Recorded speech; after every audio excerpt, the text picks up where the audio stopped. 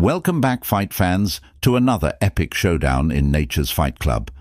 Today we're pitting a modern-day river king against a prehistoric nightmare.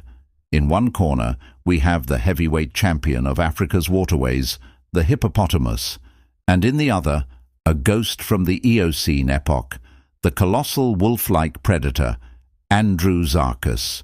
Who will emerge victorious in this clash of titans? An aquatic tank or a land-based bone crusher? Stick around, because this battle is going to be legendary, and the winner might just shock you. First, let's break down our modern contender, the hippopotamus. Don't let its goofy barrel-like appearance fool you. This is one of the most dangerous animals in Africa. A full-grown male hippo can weigh a staggering 3,300 to 7,000 pounds, stretching up to 16 feet long. That's like parking a small SUV in the river. Their most formidable weapon is their mouth, which can open a terrifying 150 degrees. Inside, they brandish enormous canine and incisor tusks that can grow up to 20 inches long. These tusks are not for eating plants. They are sharpened daggers used for combat. A hippo's bite force is a crushing 1,800 psi, more than enough to snap a crocodile in half. Despite their bulk, hippos can charge on land at speeds of up to 19 miles per hour in short bursts. They are fiercely territorial and notoriously aggressive, making them a true force to be reckoned with. Now let's travel back in time, roughly 45 to 36 million years ago, to meet our prehistoric challenger, Andrewsarchus mongoliensis. For a long time, all we knew of this beast came from a single massive 3-foot-long skull discovered in Mongolia. Based on that skull, scientists have pieced together a truly terrifying predator. It's believed to have been one of the largest terrestrial mammalian carnivores that ever lived. Estimates place Andrewsarchus at around 12 feet long and over 6 feet tall at the shoulder, with a potential weight of 2,200 pounds or more. Think of a grizzly bear, but built for pursuit. Its enormous jaws were its primary weapon. While we don't have an exact bite force measurement, looking at the size of its skull and jaw muscles suggests a bite capable of crushing large bones with ease, likely exceeding even the hippo's. It was probably an opportunistic predator and scavenger, using its powerful build and devastating bite to take down large prey and dominate its environment. It was the apex predator of its time for a reason. So, how do these two titans stack up? In terms of sheer bulk, the hippo has a massive advantage. At its largest, a hippo could outweigh Andrewsarchus by more than 3 to 1. This size difference is critical. Imagine a heavyweight boxer fighting a middleweight. The power behind that extra mass is immense. However, when we look at weaponry, it's a closer call. The hippo's tusks are long, sharp, and perfect for deep, piercing wounds. But Andrewsarchus boasts a jaw designed for crushing. Its teeth were not just for slicing, they were for obliterating bone. Speed-wise, on land, the hippo has a surprising burst of speed. But Andrewsarchus was likely more agile and had better stamina for a prolonged chase. The hippo's greatest weakness is its reliance on water. While it can fight on land, it is far more comfortable and formidable in its aquatic home. Andrewsarchus, on the other hand, was a pure land dweller. This fight's location will be everything. Let's talk fighting styles. The hippo is a brawler. Its strategy is simple. Use its immense weight to bulldoze its opponent and deliver catastrophic damage with its giant mouth. It will charge, slam its body into the enemy, and try to land a single decisive bite or tusk gouge. Its thick skin, nearly 2 inches thick, provides excellent armor against many attacks. The hippo's key to victory is to keep the fight close, leverage its weight advantage, and land a disabling blow with its tusks.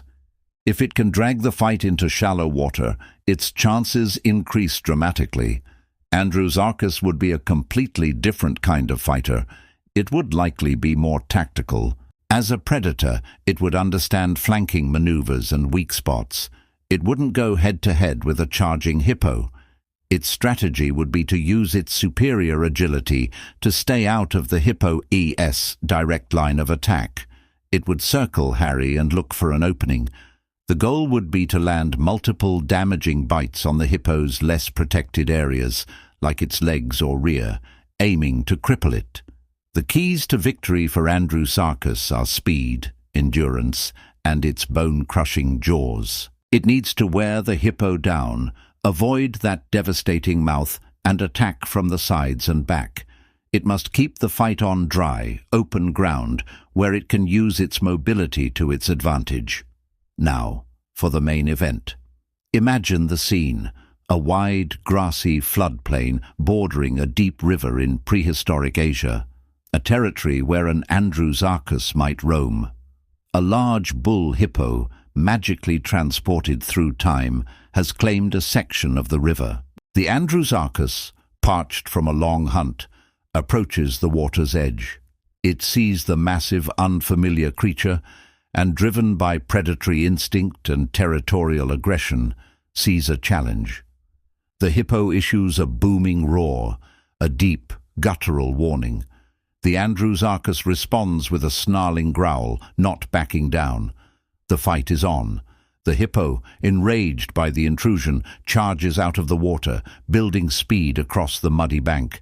It's a terrifying sight, a 7,000-pound mountain quarter. The hippo bellows in pain and fury, its tough hide offering some protection, but the sheer crushing power of the jaws causes deep muscle damage. The hippo spins around, surprisingly fast for its size, and opens its cavernous mouth, snapping its jaws shut with a sound like a falling tree. The Andrewsarchus leaps back, narrowly avoiding the lethal tusks. A deadly dance begins. The hippo charges again and again, trying to land a decisive blow, while the Andrewsarchus uses its agility to dodge and weave, landing quick, punishing bites on the hippo's flanks and legs. The hippo is taking damage. Its leg is bleeding heavily, and its movements are becoming slower. It realizes its disadvantage on land and begins to backpedal towards the safety of the water. This is the critical moment.